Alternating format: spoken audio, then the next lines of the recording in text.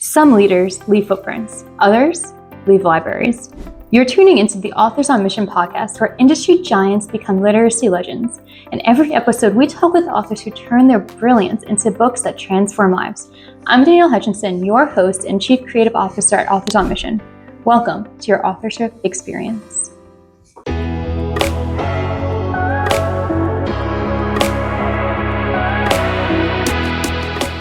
Hi, everybody. Welcome to another episode of Authors on Mission podcast. I'm your host, Danielle Hutchinson, Chief Creative Officer at Authors on Mission.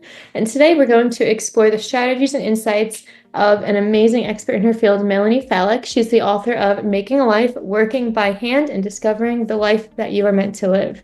Melanie is a renowned voice in the craft community with over 500,000 books in print and extensive experience as an editor and an author. Her latest work explores how handcraft can be a pathway to purpose in the digital age. Without further ado, welcome to our show, Melanie. We're happy to have you. Thank you for inviting me to be here. I'm happy to do this. Yeah, I'm very excited to dive into this. It's a topic that I haven't yet touched upon too much with my other authors on this show. Crafting, it's really exciting to know about. Before I did podcasting, actually, and before I started a whole writing business, I've actually been a preschool teacher too, so I know what it's like to dive into crafts and get passionate about it and have fun with it. So I think it's going to be really exciting to talk about your journey in that industry and also, the writing process and how you brought books into it and just everything else about you. So I'm wondering if you'd like to just start off by giving our audience today sort of an overview of maybe, who you are, how you got into this industry, and what led you to write your book also? Okay, well, let's see. I'm a lifelong maker. Professionally, I worked my first job was in publishing, was at Chocolatier magazine. And that was the first time I used something I was passionate about as kind of a runway into a job. At that time it was chocolate, but ultimately I became very interested in handwork and in the beginning knitting, and not only the how-to of knitting, but really using knitting as a lens through which to explore people's stories, in particular women's stories. And I pretty quickly started working as a freelance writer in that area and wrote articles about people in this country and abroad and the role that knitting played in their lives, whether it was lace knitters in the Orenburg region of Russia or a spinner and sheep farmer in Virginia. And that led to writing my first book, which was called Knitting in America. And that was way back in 1996. And that was really an exploration of American knitters who really made knitting a priority in their lives, whether that was through fashion design or art or natural dyeing or raising animals for fiber and all of that. And that kind of put me on the map within the publishing world as an author, and also within the knitting community and the creative community. That led me to write my second book, which was called Kids Knitting. I became the editor of a knitting magazine. And then over time that evolved, and I became the publishing director for an imprint at Abrams called STC Craft, Melanie Falick Books. And over the course of 13 years, we published over 100 books on the subjects of craft and creativity.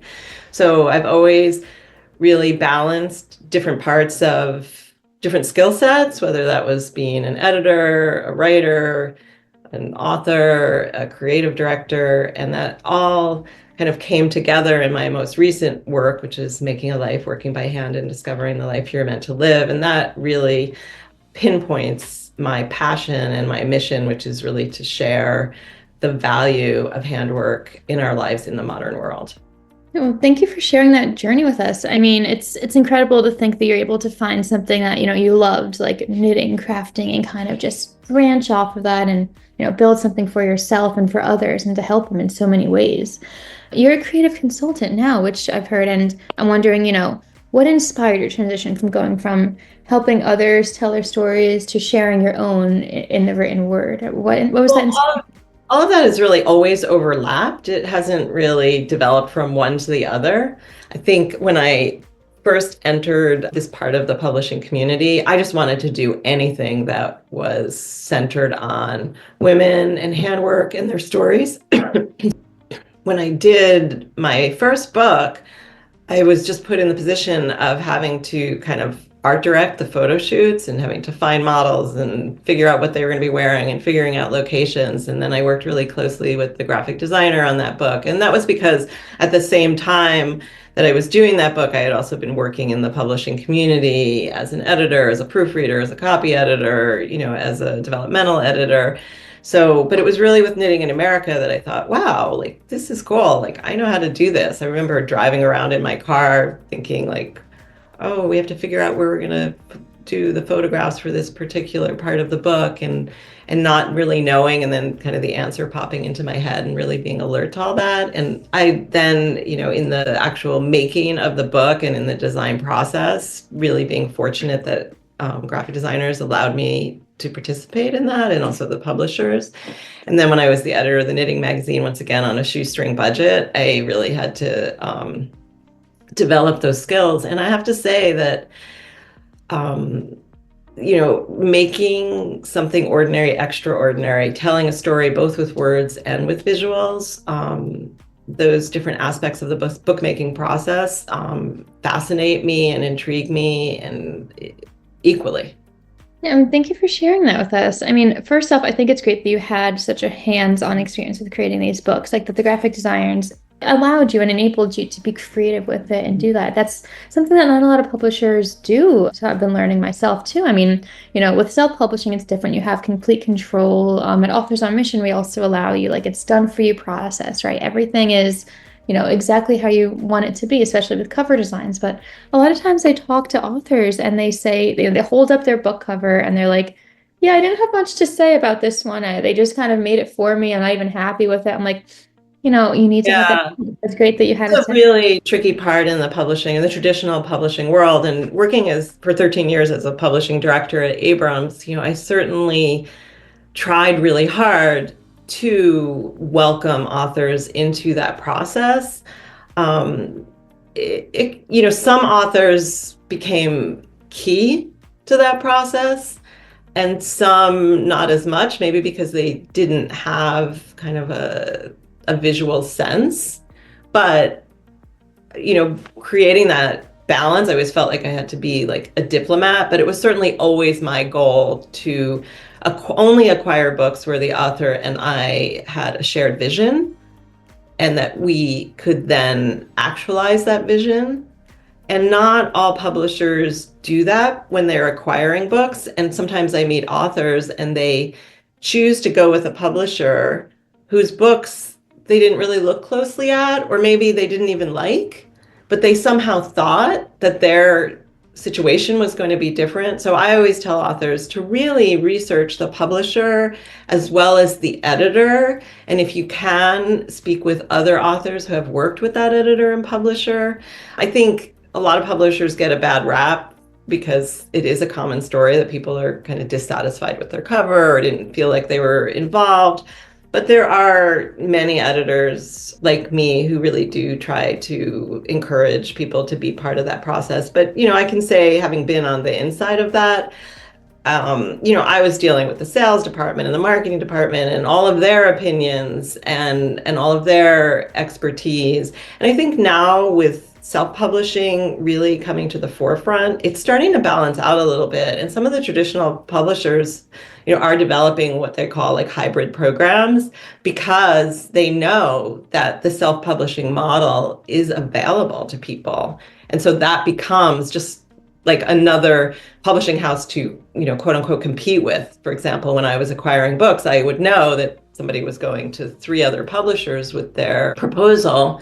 And now I would say, oh, it's 4 because they have these 3 other traditional publishers and they also have the self-publishing option. I think that authors bring obviously a really important perspective to their books. They don't always know how to reach their audience effectively, but oftentimes they really do. And it needs to be a collaboration and a respectful one at that. Yeah, 100%. I mean, the best way to take your ideas and to get out into the world, in a form of a book that everyone's going to love and pick up and learn from is team effort, right? I mean, you have your own vision and ideas as a writer, but then you need everybody on board with it, to really enhance what you're saying and not change what you want to say too much and to really like shine a light on it rather than doing their own thing with it. So I love that you said yourself, like, you really put a passionate heart into the books that you work with and the authors you work with.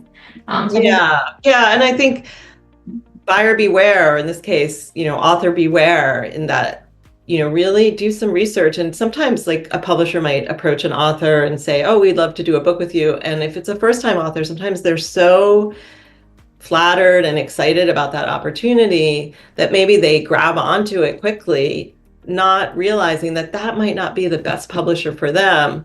And I always say, take that experience of a publisher approaching you and realize that if one publisher approached you and thought that you had something really important, valid, or interesting to say, that there's probably another one out there, and maybe one that's a better fit for you.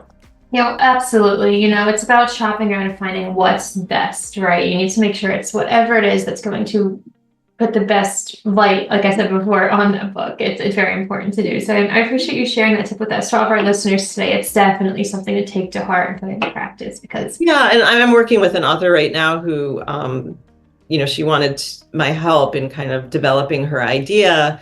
And she wasn't sure if she wanted to go in the traditional publishing route or in the self-publishing route.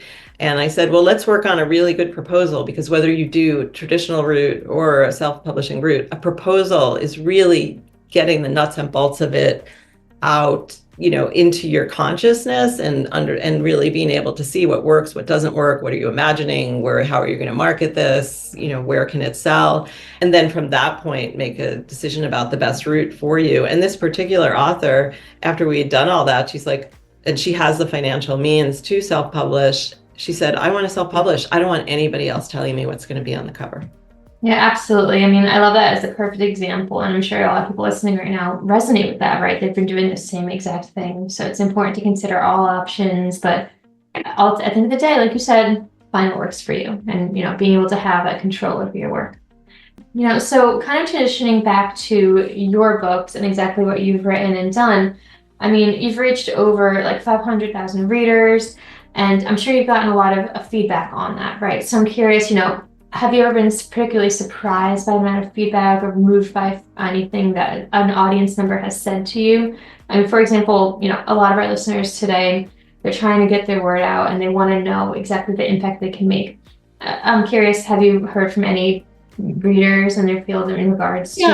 Yeah. I mean, I definitely have written a bunch of books, and I would say the first one, Knitting in America, the second one, Kids Knitting, and the most recent one, Making a Life, I've gotten the most feedback about. And for Knitting in America, I've met a lot of people who, after reading that book, felt inspired in their own lives to pursue their dreams and to believe in their mission. And that makes me feel so good when I still meet people who started their own business after reading that book or pursued a passion that they didn't have confidence in prior to that.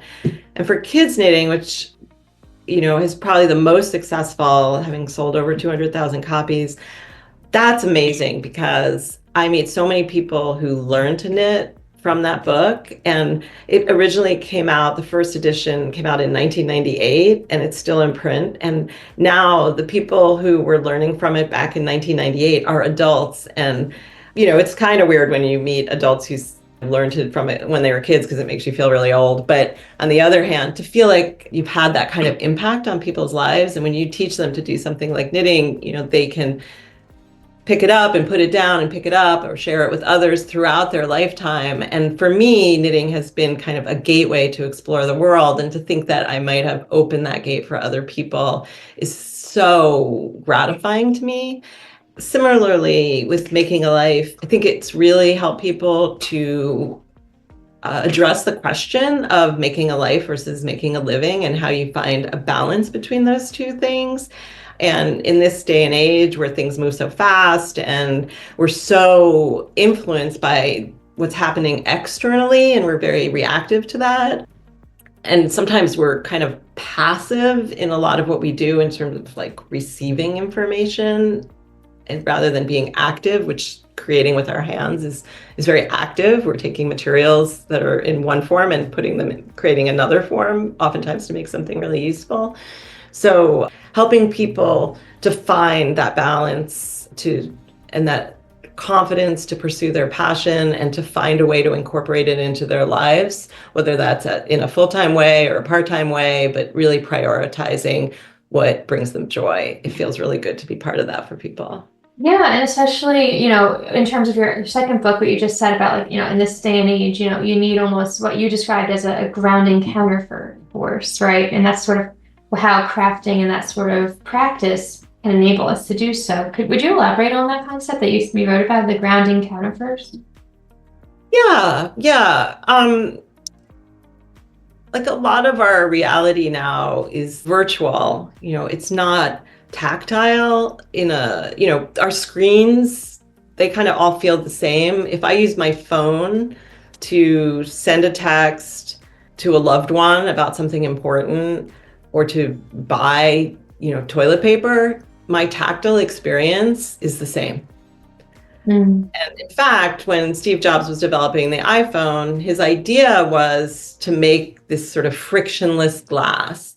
And I noticed, like, when you touch that screen, it's kind of like numb. It's sort of like when you go to the dentist and you have like Novocaine and they say, like, you'll feel pressure, but not pain. And that's what it's like when you touch your screen. It's pressure, but nothing else. And it's numb. And so working with our hands in a very sensory way, whether it's we have touch, we often have obviously what we see, we have what we hear, we have all these feelings about it. So it's really like a counterbalance to a big part of our world is here to stay. And it's really gratifying. And then also, I've just talked to so many people who spend their days working on a computer and they create something where they don't really create anything specific. They're just communicating about information or ideas. And then they really love to kind of go home and just take real materials. And, in the case of knitting, it just be yarn and, people say 2 sticks and a string, and then you can make a sweater. It can be clay that then you turn into a pot. It can be grapevine that's kind of invasive in your backyard that becomes a basket. And that is such a gratifying feeling. And it really calls back to our evolution. We, as human beings, have been makers for so long. It was only in the Industrial Revolution when things started to change and when machines started to take over so many aspects of our lives. Before that, which was hundreds of thousands of years, we were using our hands, and that was our technology, like what we developed with our hands, whether that was for finding and storing food, whether that was building shelters, whether that was creating clothing that could keep us warm. All of that was the original technology. And at the same time, if we look back, historical evidence, human beings weren't just making things that were functional. They were making the ordinary extraordinary. They were going the extra mile to do something really well, to make something really beautiful. And by doing that, that's how they marked that something was important, that it mattered to them, whether it might have been a rite of passage, it might have been a seasonal change, but all those things were marked by these physical objects that were made not only functional, but really extraordinary and, you could say beautiful. And so that instinct to do that from an evolutionary point of view remains within us. And when we tap into it, for many of us, that becomes really restorative. And sometimes we don't have the words for explaining why we love that. And I think as a writer, I feel like I've been able to articulate some of what people haven't been able to, perhaps, to articulate for themselves. And so then when they read my book, they feel seen and heard and recognized. Yeah, absolutely. And that's really interesting because, all of us are on our phones every day, right? But you're right. I mean, it's very sleek. The screen, you don't feel like any sort of texture. I mean, when you're working with yarn and you're knitting, it's completely different. You're feeling like every fiber of it, right? And you're, even like pricking your fingers every now and then, like that sort of thing, right? So you're like actively engaging not just like your mind, but your body too. And that's just something that a lot of us don't think about. And in a way, I think it has a part to play with like nowadays people are reading on Kindles and they're, that's the same deal, but it's not the same as interacting with the pages of a book where you have like the grainy feeling of like the pages under your Well, and fingers. also like I know in particular with like big paperbacks, like novels, and how they get like all sort of creased and wrinkled, and they're sort of Or just like the feeling of going like this. And Yeah, it feels really good. And, I often say like it's comparable and people can understand it in this way. It's one thing when somebody gives you a hug versus text you, like sending hugs, or a massage. Like you could have, when you get like a manicure or pedicure, I guess they have those chairs that are supposed to massage you, but that doesn't compare in any way to when a person actually touches you with their fingers or their hands. And in the same way, when we can get our hands dirty, when we can dig in the garden, when we can use clay to create something that feeds us, that nourishes us in a way that can't happen without these really human, real world qualities. absolutely. And one thing that you said before that kind of resonated with me is, you said this exact line, like you didn't have the words to describe it, right? It was challenging, you mentioned, like to kind of get that on print. So I kind of want to branch off from that question a little bit, and also the idea that you wrote like over 100 books on different topics of crafting, Well, right? I published them. I didn't write them all. Well, okay, you worked on them, but I guess one way or another, you're still having to work around the different wording and phrasing to make sure that ideas are getting presented clearly. Yes. To clarify. But, that's something that a lot of people listening right now are probably struggling with. I mean, because, writer's block is a thing. We're trying to figure out the exact ways to express ourselves. I'm wondering, like, one, do you have any tips that perhaps you can offer to our listeners today when it comes to those challenging ways to Yeah. Well, first I would say I understand. As a writer, I've dealt with writer's block and it's really hard. I've also dealt with not knowing where to begin. And, I think composer Nicolas Cage said, begin anywhere. I often say, well, just write one true thing. So you have a subject you want to write about and you don't know where to start. And so I often say, just write one true thing and see where that leads you. And I also, the idea of micro movements. So you might have a big topic and that feels overwhelming. But if you can break that down into smaller ideas, into the smallest idea that you can think of, and then just work on that, it's a way to get started. It's a way to begin, because once you've got some words on the page or words on your screen, it tends to start to flow. But when the task feels overwhelming because we're trying to do it all, it sometimes stops us from actually working and actually writing. And then once you're in the writing process, for me, depending on what type of writing you're doing, if you're doing a how-to text, which I've worked a lot on, I mean, it's just about clarity. It's just about, is that exactly what you did and what you're doing? And have you articulated that in the clearest way possible? But then if it's more like stories about people, I think it's like bringing yourself back to that interaction with the person or to that place, and just turning on all of your sense memories and remembering that people love stories. Just kind of listing the facts can be kind of tedious to read, but if you can put that in a story context, people become much more engaged with it. Absolutely. And I mean, I think those are all very practical and useful tips. I mean, one, just like the idea of getting started, right? Just writing out something that's true and real and then branching off of that. I mean, that's an amazing tip, because a lot of times people are, in a way afraid to even start typing. So it's just start doing it, right? I love Right. And then another thing, and I have to say, I've been struggling a bit with writer's block recently. So as I'm saying all of this, I'm like, oh, I should try that. Because I do have this, like a little bit of a wall, and like how do I break through that? I don't know what the resistance is.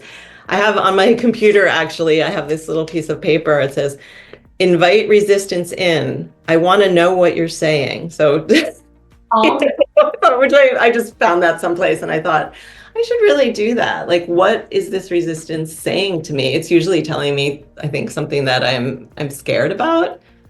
But to like ask yourself what that is. And then another tip is to say like, well, what would I write what would this be like if this were easy? Like if I were just going to make this easy and fun, like how would I express this idea? Not worrying about the quality of my writing or even the clarity of it, but just easy and fun. And that gets you started.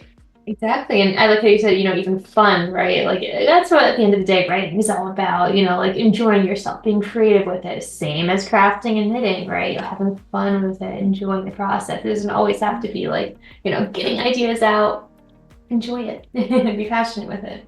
Yeah, I did find like when I was writing Making a Life, which is a series of profiles, I can't remember how many there are, but let's just say like 35. I remember feeling that each one was like pushing a boulder uphill for a while. And the boulders didn't really get lighter. There were just fewer of them as I went along. But there was always a moment in the writing, and this was the best part, and this is the fun part, and I think this is why people write, that moment when you enter into flow and it just like it clicks, like you realize I got it. Like I might not have written it all yet, but I know what I'm doing. Like it's flowing from me. And I think that's such a gratifying place to be. But the truth is sometimes it takes a little bit of pain to get there. And that's why in thinking about writing a book, I always say to people, like, what is it that you're passionate about? I think what's her name? The one that wrote Eat, Pray, Love. Liz Gilbert, she wrote in one of her books, like, what are you willing to eat a shit sandwich for? That's the idea that you should pursue, because everything has its hard moments. But if you're so passionate about it that you're willing to sort of eat something or do something that's uncomfortable, that's the idea for you. Yeah, I mean, I love all of these ideas and all of these tips. These are things that everybody listening here today can take home with them and implement when they go back to their computers and start writing themselves, because it's things we all deal with. And I love the way, Melanie, that you're being very like raw and open and vulnerable with all this. You admitted to yourself right now, like, I'm struggling with writer's block too, right? So it happens to all of us, the best of us, no matter how long you've been in the industry. So even people listening right now who are just starting out or want to start out, right? And all of us, come up with it. Sometimes you just need to find strategies that work for you to keep going, push through that Yeah, right. I mean, it's just like if you were interested, you go to the gym, like you do a lot of sit-ups, like, or you're in a sport and you have to build up muscle and you have to build up resilience and you have to become patient. And I actually feel like, or I feel really clear about this. For me, handwork does play a role in it.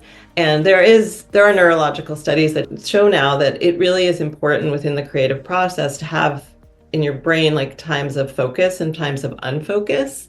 And so you can use your whatever creative expression in terms of handwork that you like for knitting or sewing or embroidery or pottery or basket making or whatever.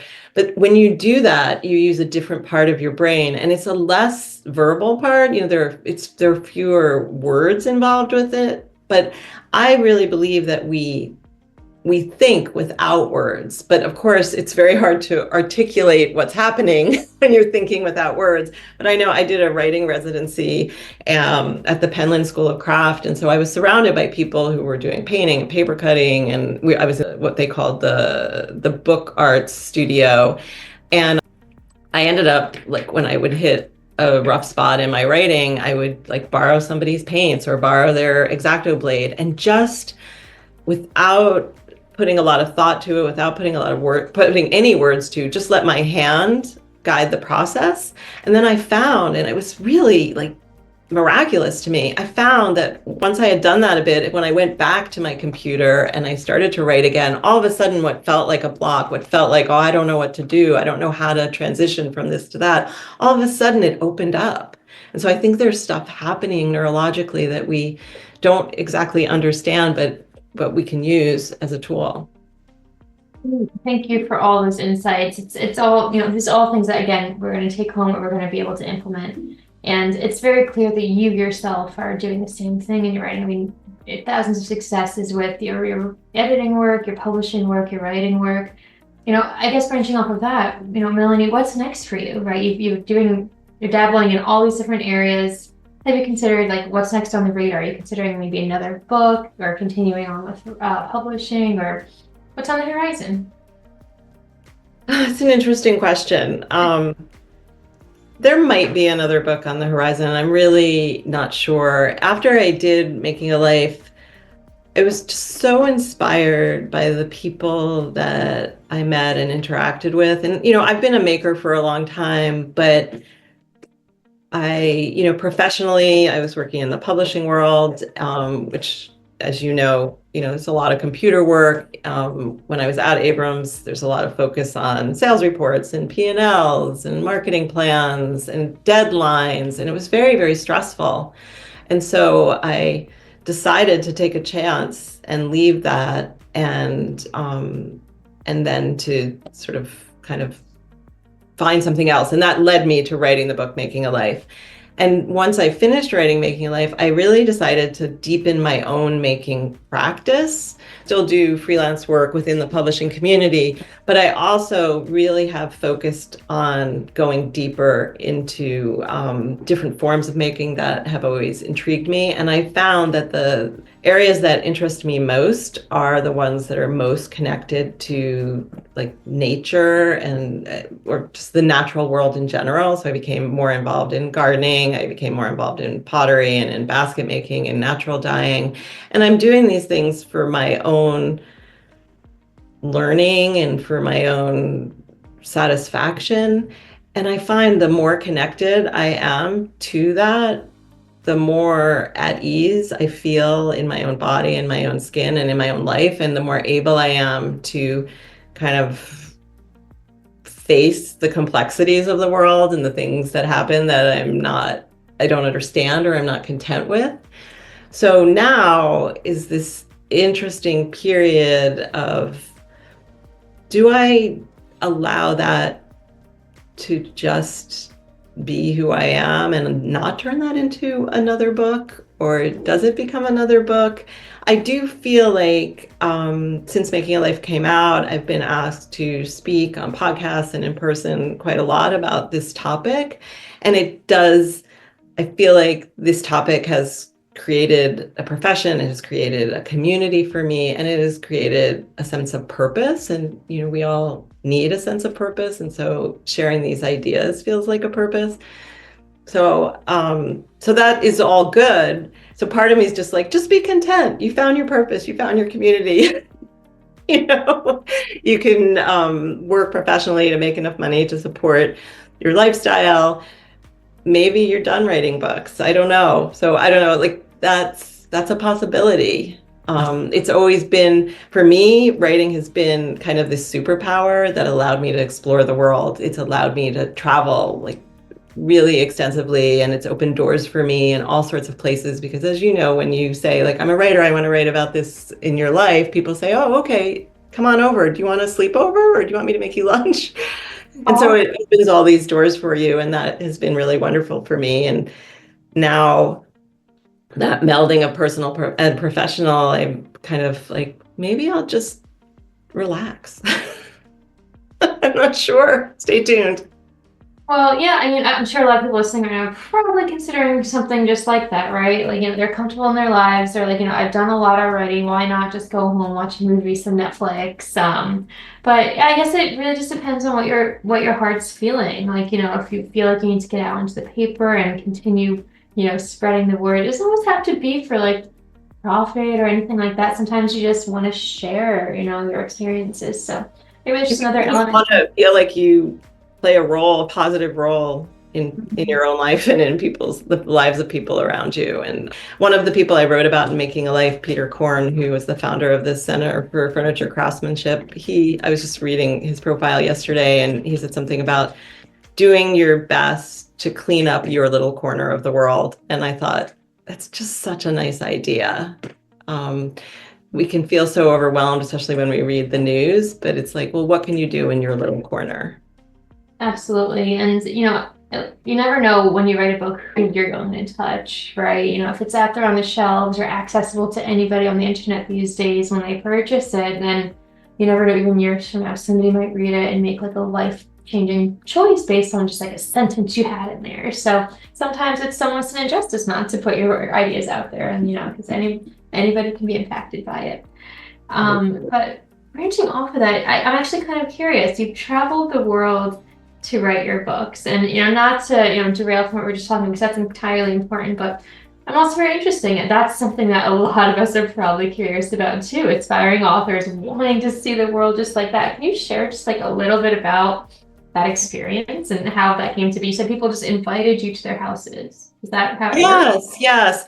Well, I think it all started when I was in college and I did two study abroad programs. One was in France for a semester, studying the French language. And then another one was in Kenya, Egypt, and Israel, where we were studying cultural anthropology and how the way people present themselves to us as outsiders, kind of what that communicates to us about how they feel about themselves. But it was really this idea of taking something in someone's life and using it as a lens through which to understand them. So rather than just reading a big history book, which typically tells you about like the wars and the military conquests and the business successes and the tragedies and environmental disasters, you can take anything, whether that's what people do with their hands, how they cook,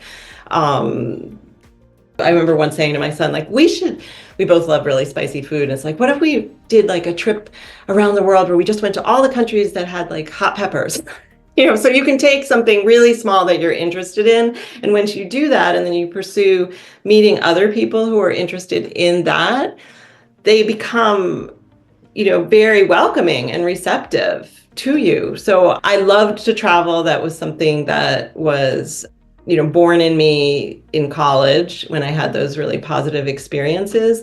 And then I had this ability to write. And so although it was really scary and especially in the beginning, to approach people and to say like, oh, can I come over for lunch and talk to you about, Shetland sheep or the role of the discovery of oil in the North Sea on the knitters in the Shetland Islands, people want to talk about themselves, and if they know that you're passionate about something and they're passionate about it. By the same token, it was maybe 2 years ago now, I went to India. I had an opportunity to help a yarn company develop a palette for a new line of yarn, which was like an absolute dream job. I love India and I love color, and to be working in the dye house with these people was extraordinary. But then I spent a few extra days there. I hired a guide who could specifically introduce me to different artisans, and just spent a few days like going from place to place. And I met a man who did Urdu calligraphy, a Muslim man who did that. I met another man who does these incredibly intricate embroidered pashmina shawls. I met a potter. And so it was a way of seeing that country through a very kind of personal lens, through the people, as opposed to going on a trip that's more typical where you go to this historic site and that historic site, and people talk about like the churches of Europe and all of that. And not that that's not interesting, and it's I've certainly spent a lot of time in museums, but I think when you have a specific interest and you can just build up the courage to approach people and say like, hey, I'm interested in something you're interested in, can I come and talk to you about it? They tend to be receptive, but it's scary. I'm generally pretty introverted and pretty shy, but I think that idea I was talking about before, like are you so passionate about that you're willing to do something really hard for it? And if that means going outside of your comfort zone and approaching people, outside of your community and asking them for something, go for it. I mean, all of that is really exciting and inspiring to hear too. It's interesting, that writing a book can not only, allow you opportunities like that to travel around, where so many people are, stuck at their suburban home on the East Coast, for a while, but, then you're able to branch out, and not only that, but learn about people, right? The things that, like you said, everybody can go to a church and learn about the architecture based on like the typical tours, but you're learning about the nitty gritty, like everyday lives of these people, and that's really awesome. It's just I awesome. know when you get to, see, like go into their kitchen and see how they cook. And or like go out into the fields and pick cotton with them. It's just it's a very intimate experience, and I find it much more enlivening than focusing solely on the traditional tourist attractions.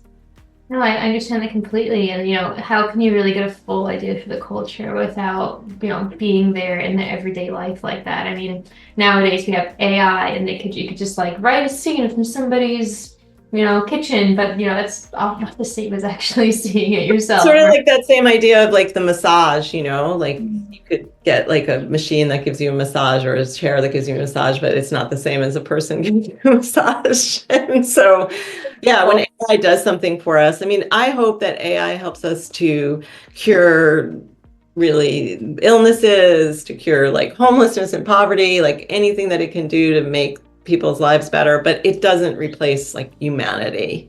mm, And it's scary. It's scary because it's set up, like algorithms are set up to addict us. They're set up to distract us from what is true, what we truly believe inside of ourselves. We're constantly being distracted. Look at this, look at that, buy this, buy that. If you buy this, you're going to be happy. And ultimately, the answers to these questions about what are going to bring us contentment are within us and within our communities. And, the Surgeon General or the outgoing Surgeon General did the prescription for America. And it really had to do with like the loneliness epidemic. And it's about connecting with real people in real life. And that's, for me, that has been possible through craft and creativity. And so for somebody else, it could be something different. Someone who loves soccer, they could they go to all the different soccer stadiums, and obviously, some people are saying, well, I can't afford to travel around the world. And I get that, and I'm not independently wealthy in any way. And I think that's where writing has become the ticket, because yeah. if I can write about something, as I'm sure, the expense for that trip becomes a tax deduction, and the fact that I can write becomes the path to those doors opening for me in these places. And then Yeah. hopefully I'm going to get paid for that writing.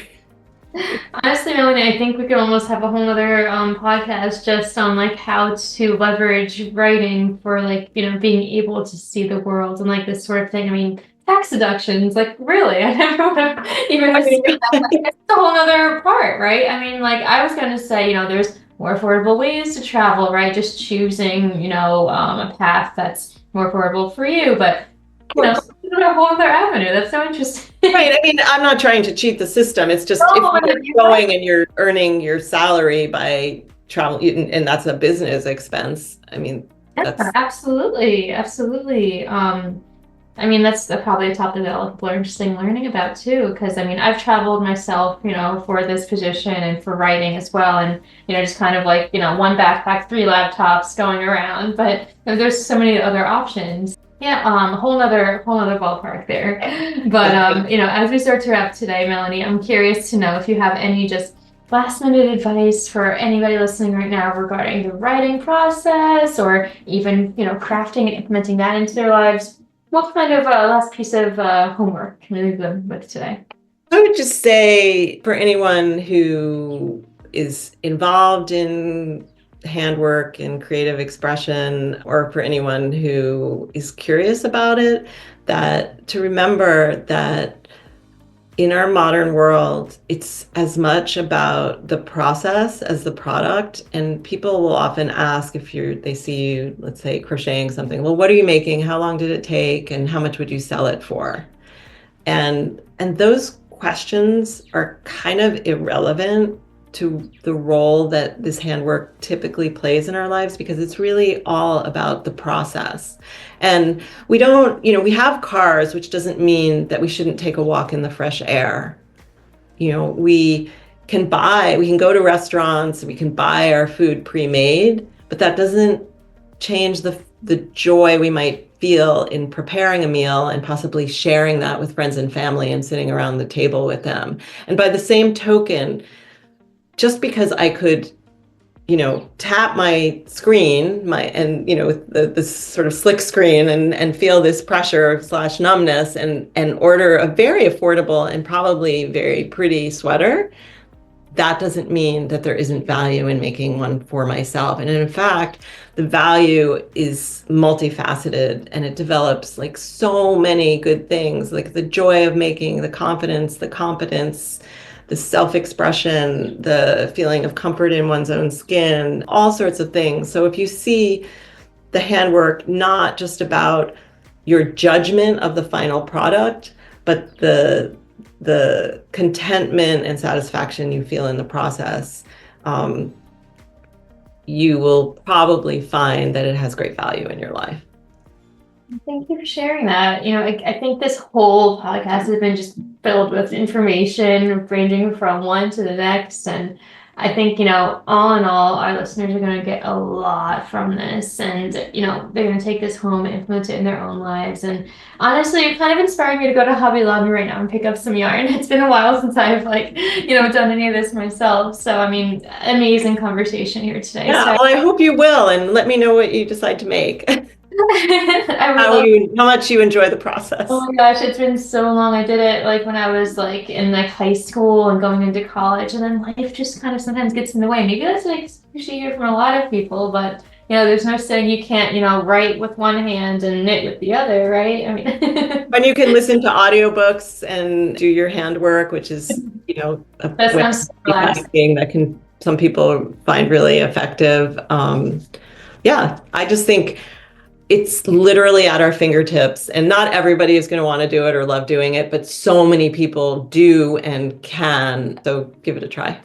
Yeah, thanks for that. Well, hey, if anybody is actually interested in, maybe learning more about what you do or your books, what's the best way they can reach out to you and find out more or check out your stuff?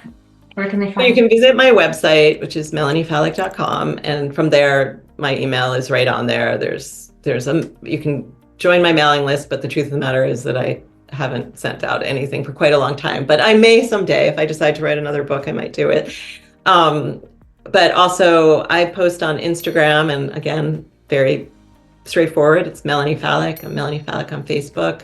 So I would love it if people would follow along on my journey, and if they follow me, then I can follow them and see what they're up to.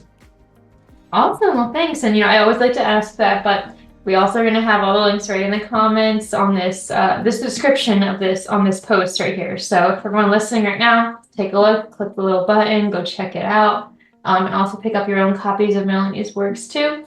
Amazing stuff we can learn from that. And we hope that you'll take some of these insights, some of these tips, and apply them to your own lives today. And well, with that brings us to another end of an episode here on Authors on Mission podcast. Melanie, again, thank you for sharing your insights about the connection between making things by hand and living a purposeful life. Your books have so much value and perspective on finding meaning through crafts, especially in the fast-paced world like we talked about. And to all of our listeners today, remember that your journey to expertise in authorship is unique. So whether it's through crafting with your hands or crafting with your words, whatever it is, set your mind to it. Just get started. Don't let anything hold you back. Until next time, just keep creating, keep learning, and keep moving forward on your mission. And with that, we'll see you next time. Thanks for listening, and thanks again, Melanie, for joining us. Thank you. Bye-bye. Bye, everybody. This is Danielle Hutchinson reminding you that somewhere, someone needs the book that only you can write. Visit authorsonmission.com to start your legacy. Until next time, keep leading, keep inspiring, and keep thinking in chapters. Have a great day.